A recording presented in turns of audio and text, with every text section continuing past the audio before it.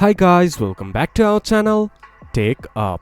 Today in this video I'm going to show you how to add transition in Veed. To do so, follow some simple steps with me. First of all, open your Veed application or go to Veed.io from your browser. Then this type of interface will appear in your screen once you have logged into your account.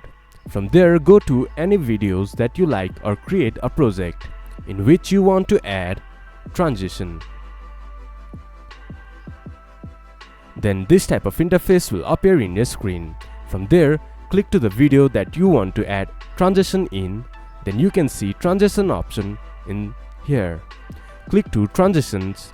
Then in the left side of your screen you can select any transition that you like. This is how you can add transition in your Veed video. This much for today's video. If you guys find our video helpful, please leave a like and comment, and do not forget to subscribe our channel and hit the bell icon. I'll see you guys again in our next video.